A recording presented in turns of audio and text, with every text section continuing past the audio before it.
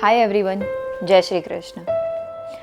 આજકાલ વહુની ડેથના બહુ જ બધા ન્યૂઝ આવે છે. પછી એ સ્યુસાઇડ હોય કે હોમિસાઇડ.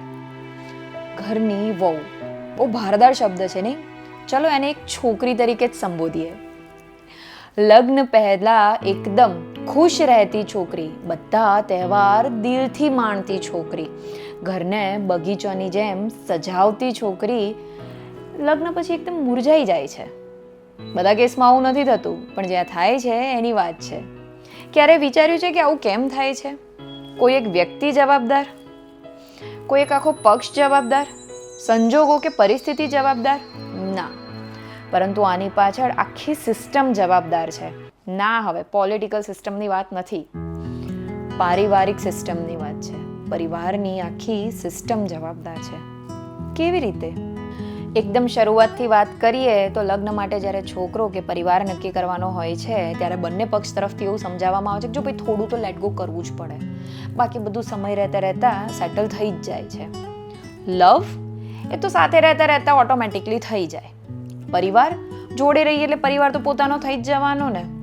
વિચારો એ તો ધીરે ધીરે મેચ થઈ જ જાય.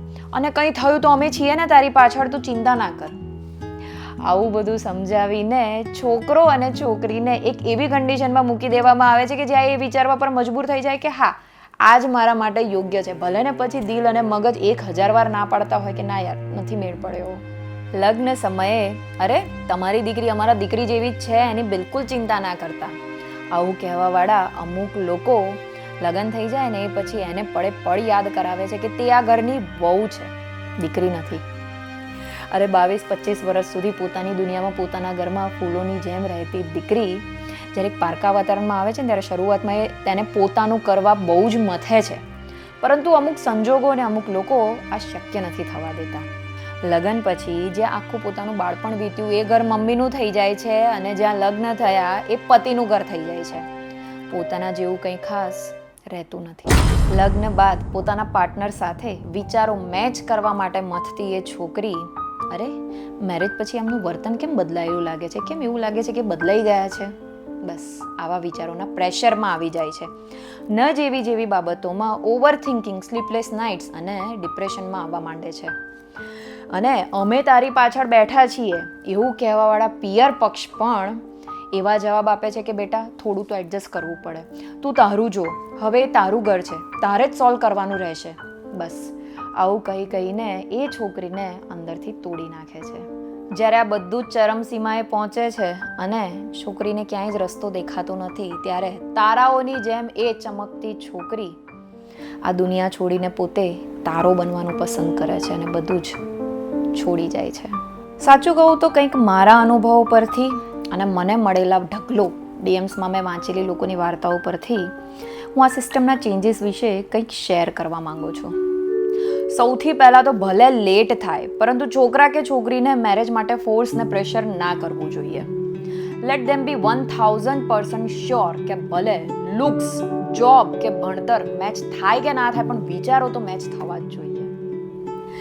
અને લગ્ન થઈ જાય તો સૌથી પહેલાં તો મેલ પાર્ટનરે શરૂઆતમાં પોતાની વાઈફને થોડો સેન્સિટિવ ઝોન આપવો જોઈએ. એને જો ઘરમાં કોઈ પણ જાતની તકલીફ હોય તો એ સોલ્વ કરવામાં એને મદદ કરવી જોઈએ. પોતાની વાઈફને સાંભળવી જોઈએ. હા કરવાની વાત નથી, પરંતુ હસબન્ડ તરફથી ઇનિશિયલ સ્ટેજમાં વાઈફને મળતો થોડો ઘણો સપોર્ટ પણ પોતાની વાઈફને ઓવર થિંકિંગમાં જતા રોકી શકે છે. અને સાચું કહું તો જો ઝઘડા તો થવાના જ છે, પરંતુ ઝઘડા પર ફોકસ ના કરીને એને સોલ્વ કરવા પર વધારે ફોકસ કરવું જોઈએ. કારણ કે એ છોકરી તમારા માટે પોતાનું ઘર, પોતાનો આખો પરિવાર છોડીને આવી છે. તમારું ઘર એને પોતાનો પરિવાર બનાવવા માટે. ઘરમાં રહેલા સાસુ સસરાએ એને પોતાની દીકરી સમજીને નાની મોટી ભૂલ જતી કરવી જોઈએ. અને પોતાની છોકરી સાથે કલાકો ફોન પર વાત કરીને પોતાના ઘરની વહુ વિશે મનમાં કડવાહટ ભર્યા કરતા ઘરમાં રહેલી વહુ રૂપી દીકરી સાથે બેસીને વાતો કરવી જોઈએ, એની વાતો સાંભળવી જોઈએ અને પોતાના છોકરા અને ઘરની વહુના જીવનમાં કડવાહટ ન બેસે એનું ધ્યાન રાખવું જોઈએ. શાંતિ જળવાય એવા પ્રયત્ન કરવા જોઈએ. ચલો હવે વાત કરીએ પિયર પક્ષની. સાચું કહું તો સૌથી મોટી જવાબદારી તો લગ્ન પછી એમની જ આવે છે. લગ્ન થઈ ગયા પછી દીકરીને છોડી દીધા સિવાય તેના માટે ઘરના દરવાજા હંમેશા ખુલ્લા રાખવા જોઈએ કે જેથી કરીને કાલે દીકરી ખોટું પગલું ભર્યા સિવાય પોતાના ઘરના દરવાજે આવીને ઊભી રહે. ઘર તોડવાની કે તોડાવવાની વાત નથી, પરંતુ દીકરીને સમજવાનો ટ્રાય કરવો જોઈએ અને ક્યારેક સાસરી પક્ષ સાથે વાત કરીને અમુક મુદ્દાઓ સુલઝાવવાનો પણ પ્રયત્ન કરવો જોઈએ. દીકરીને ફીલ કરાવવું જોઈએ કે જેટલો પ્રેમ તમે તમારા દીકરાને કરો છો તેટલો જ પ્રેમ તમે તમારી પરિણીત દીકરીને પણ કરો છો. હંમેશા બેટા કોમ્પ્રોમાઇઝ તો કરવું જ પડશે. એના કરતાં ચલો આનો સોલ્યુશન લાવવાનો ટ્રાય કરીએ, એના પર વધારે ફોકસ કરવું જોઈએ. એક દીકરી ભલે તમારી પ્રોપર્ટીની હકદાર ના હોય, પરંતુ તેને તમારા પ્રેમના હકથી પણ વંચિત ના કરવી જોઈએ. Now let's talk about a છોકરી, વહુ કે પછી દીકરી. My all dear girls, my cuties and all sweet beauties, લગ્ન પહેલાં ફાઇનાન્શિયલી ઇન્ડિપેન્ડન્ટ થવાનો ટ્રાય કરો. બહુ જ ફાયદા છે. જો કંઈ પણ કામ કરતા હશો તો નાના ઝઘડા, કજિયા, વાતો વિચારવાનો ટાઈમ જ નહીં મળે. ફાઇનાન્શિયલ ડિપેન્ડન્સી કંઈક અંશે સામેવાળા પાર્ટનરને ડોમિનન્ટ રોલ પ્લે કરવાની પરમિશન આપે છે. કંઈ પણ થાય ઘરમાં સાસુમાં સાથે એક કમ્ફર્ટ ઝોન ક્રિએટ કરવાનો ટ્રાય કરો, એક સંબંધ બનાવવાનો પ્રયત્ન કરો. અસંખ્ય પ્રયત્નો કરવા છતાં પણ જો એ શક્ય ના થાય તો પછી અમુક સંજોગો ટાળવાનો ટ્રાય કરો, અવોઇડ કરો એને. તમારા મેલ પાર્ટનર સાથે એક કમ્ફર્ટ ઝોન ક્રિએટ કરો અને અમુક બિહેવિયરની પહેલેથી ક્રોસ લાઇન નક્કી કરો. ઘણીવાર ઈગો રાખીને ઝઘડા લંબાવ્યા કરતાં સામેથી સોલ્વ કરવાનો પ્રયત્ન કરો. અને એક વાત, લગ્ન પછી પિયર ઘર સાથે ઇમોશનલ ટચમાં રહો. ઘર છોડીને એકદમ ગાયબ થઈ જવાની કંઈ જ જરૂરત નથી. રૂમમાં એકલા રડીને ડિપ્રેશનમાં આવ્યા કરતાં ઘરે જઈને મમ્મી પપ્પાના ખોળામાં માથું મૂકીને કલાક સૂવું એ વધારે આરામદાયક છે. Self love, self growth is the most important thing.